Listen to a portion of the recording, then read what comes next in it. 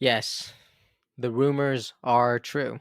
RFK Jr. and I were both exposed together side by side in a brand new article that was published today. I didn't want to address this, but I feel like I that's like so serious. I'm just kidding. It's nothing bad. So, something happened yesterday. If you guys saw the live, you knew that I was actually at the Trump rally that was at UNLV, and I am, based in Las Vegas. So, of course, I headed over there, right, just for a little bit. And while I was there, someone came up to me, right, and they started asking. They were from the Las Vegas Review, and they just asked me some questions, and I answered them, and I inevitably brought up um, Robert F. Kennedy Jr. as I do, because you guys know I like talking about the man, and I did. So this is the article. It's a nice, decent size, and I'm in the portion at the end, obviously, where it says supporters showed enthusiasm right hours before Trump's speech. Check this out, and here is your boy. Look at this, everyone. This is your boy. Adam C. Moreno sporting a red Make America Healthy Again baseball cap. Check it out. Uh, Thank you, Nicole Shanahan, for making such a cool hat. Look at this. Adam C. Moreno sporting a red Make America Healthy Again in the baseball cap said he was a longtime supporter of Robert F. Kennedy Jr., the former independent presidential candidate who dropped out of the race and endorsed Trump. Moreno moved to Las Vegas about 3 months ago with enough time to register to vote, which he said he planned to do for Trump in the next couple of days. He encouraged people to vote early and touted Trump's coalition between all these experiences and parties. Sounds like me. Moreno said he was not really appreciating some of the things that the Democratic Party is standing for as of lately. And asked what he expected from the event, Moreno said, I just hope it's safe and hope that people are kind. Aw, this guy is so genuine. Wow. Don't you love it? Yeah, this was I just thought this was super, super funny. Obviously, not expecting to wasn't expecting to talk to anyone, but I wasn't gonna, not say anything. So yeah, that happened. But nonetheless, I wanted to kind of broaden this conversation and make it more so about just newspaper outlets in a general, because right now something happened today. The Washington Post actually refused to endorse Kamala Harris, or they really refused to endorse either of the candidates. And I thought that was really fascinating because this isn't something that's too unusual this election season, because what we also saw was, check this out. Look at this. The Los Angeles Times, which this is from George, the super left wing Los Angeles Times, which is the biggest newspaper in Kamala Harris's home state of California, has decided not to endorse her.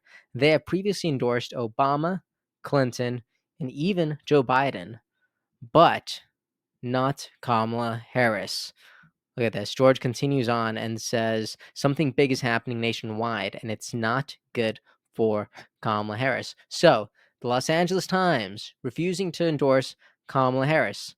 The Washington Post does the same thing, except this time, no one's blaming the LA Times for, some billionaire behind the scenes, but with the Washington Post, they are. Look at this little headline from CNBC. They wrote, Jeff Bezos killed Washington Post endorsement of Kamala Harris, paper reports. And look at what Megyn Kelly says. Look at these. We're going to go into some perspectives a bit. Megyn Kelly says the fact that the Washington Post chose to commence its "we're not endorsing presidential candidates anymore" 11 days before the election tells you all you need to know about whether this is really about Kamala. You agree? Now, just for a little bit of transparency, the actual look at this. This is a note from the publisher, a little bit as to why. And I actually really appreciate this, right? And this is kind of the conversation that I wanted to have today. So this reads, the first paragraph reads, the Washington Post will not be making an endorsement of a presidential candidate in this election, nor in any future presidential election. We are returning to our roots of not endorsing presidential candidates. Now, I think that's great.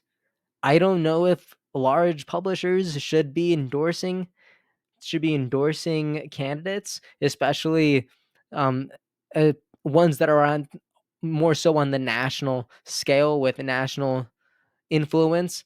But I am surprised at the backlash that this has caused. Look at this. Joanne Wash just said, I just canceled my subscription to Washington Post. You should too. And this caused me to write a comment in response. Also, if you're not following me on X, why not?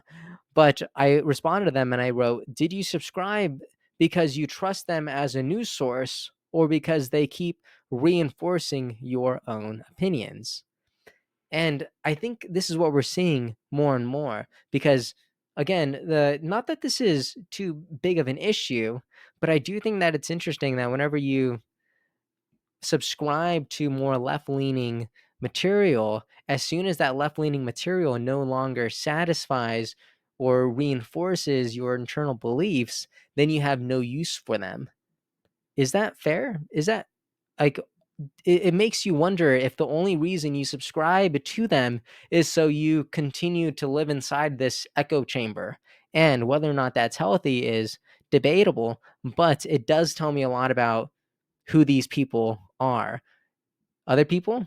Stephen King. Look at this. He says, after 5 years, I've canceled my subscription to the Washington Post. This is going crazy. Everyone is talking about this. And I love how Link Lauren, I think this is great. He writes, the Washington Post staff breaking down protesting Jeff Bezos for barring Kamala Harris endorsement. Meanwhile, Jeff Bezos is completely unbothered right now. The man is a billionaire. He's chilling on some yacht. He is just around women. He's just hanging out. He's living his best life. It is absolutely crazy. But at the same time, you see people like Stephen King, Joanne, and probably hundreds of thousands of people who are kind of going on this crazy online rant because a major publisher decided not to endorse anyone. They decided not to take a stance. Now, on the flip side, do I think sometimes taking a stance is good? I don't know. I think it's a bit of a loaded question, but I do think if there's going to be outlets that feel such a strong need to elevate Kamala Harris, I do think there equally needs to be outlets that also elevate, the other side, other values, other material, because it's not being discussed from other places like, CNN or any other left leaning material publisher that you could think of. So we have places like the New York Post, which says today's cover, the Post endorses Donald Trump for president. Look at this right here. It says the choice is clear to put nation on right path, back to the future. That's what the Post says. And like I mentioned earlier with the Las Vegas Review Journal, the Las Vegas Review Journal actually endorsed President Trump. I thought that was really interesting. And they went on to say, although many voters are dissatisfied with their choices for president, the policy results of Donald Trump's years in office are too strong to ignore. And just to make it clear that, like, you'll never be able to make everyone happy here because everyone has different ideas and values, and everyone apparently has their own belief in what to expect from journalism and these publishers.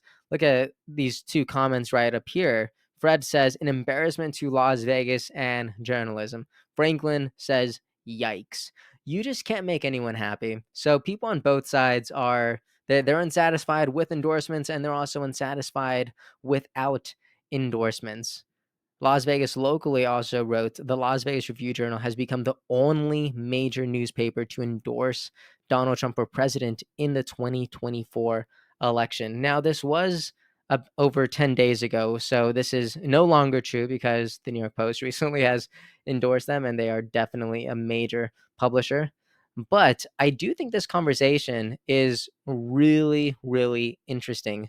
So let me know what your thoughts are here. I'd love it to learn about them, and let me know what you thought about this kind of little peek of your boy in the Las Vegas Review Journal. I thought this was kind of cool.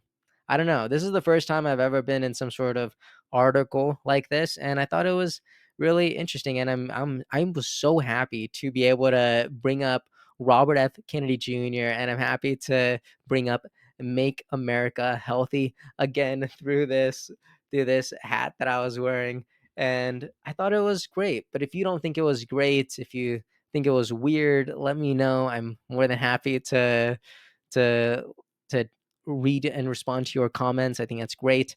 But you know what else? Before I go, I will say this. I saw this by American Values, and they wrote here saying RFK Jr. slash Maha will be the number one deciding factor in the 2024 election.